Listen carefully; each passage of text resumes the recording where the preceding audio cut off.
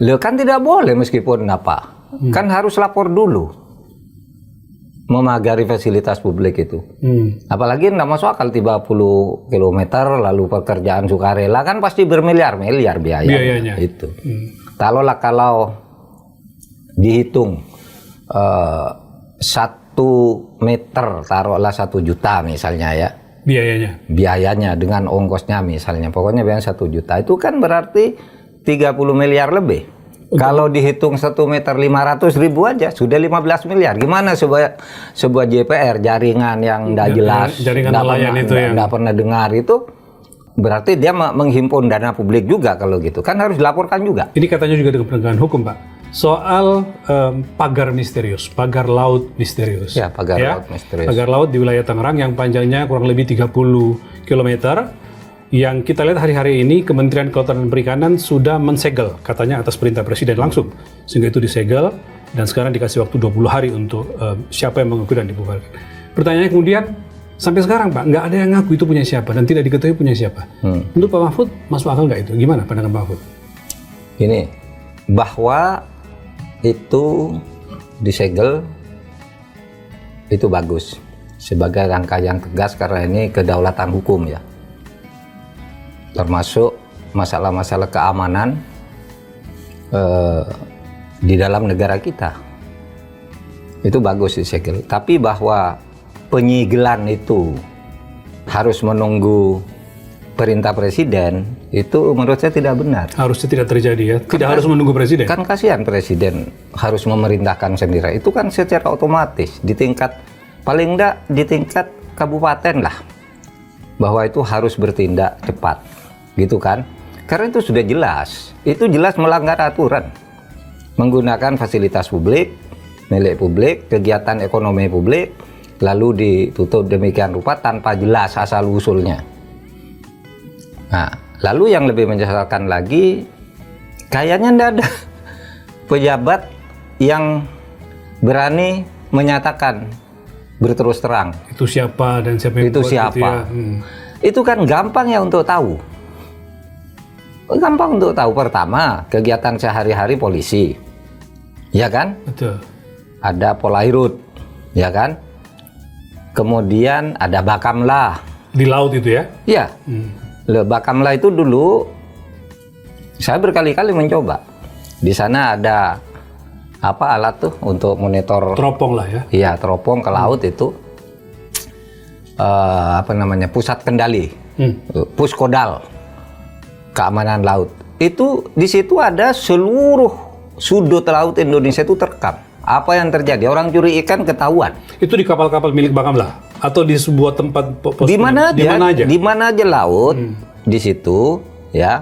Itu bisa direkam. Kalau kapal Bakamla ada di mana gitu bisa kita kontak lalu bisa berhubungan dengan orang, berkomunikasi. Di sini ada apa ini? Wajahnya bisa di-zoom. Dari misalnya saya pernah coba ke Papua. Dari Jakarta saya tahu di Papua ada apa.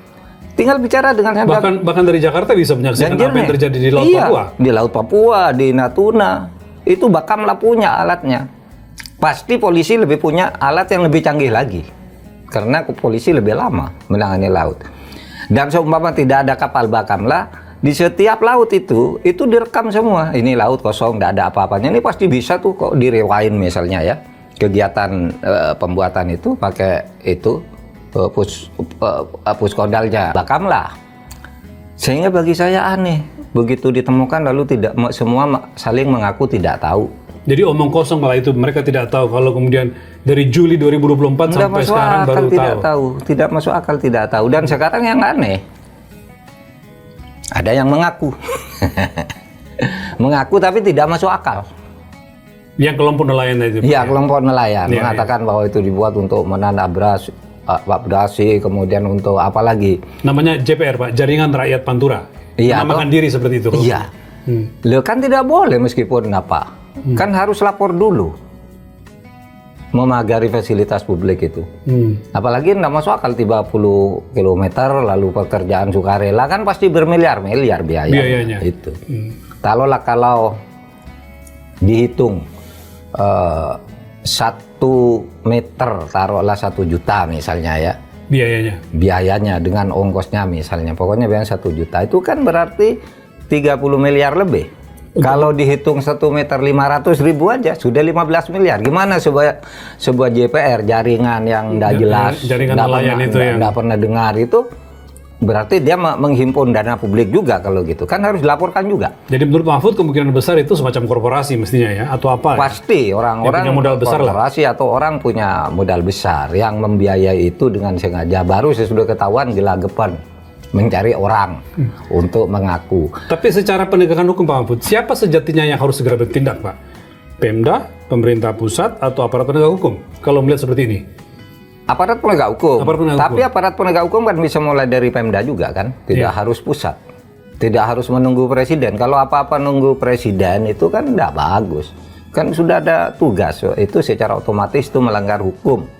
Itu kalau di tingkat pusat juga Kementerian Dalam Negeri bisa lah itu, karena masuk wilayah kan, pengamanan wilayah, lalu Bakamla, lalu KKP, itu semua tidak ada yang ngaku tuh sampai sekarang. Nah itu sesuatu yang menurut saya konyol.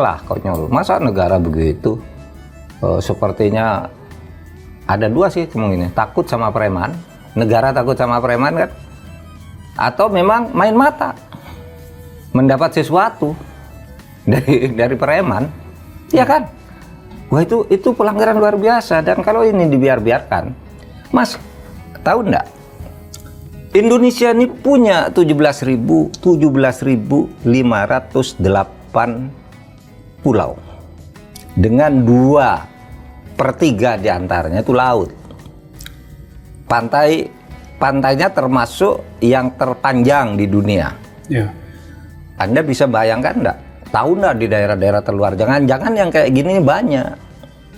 Karena begini, teorinya itu kan, ini dipagar, ya toh? Kalau orang enggak ribut, ini nanti memang terjadi penumpukan sampah-sampah gitu. Penumpukan sampah-sampah. Nah sesudah itu direklamasi, tanpa izin. Bisa.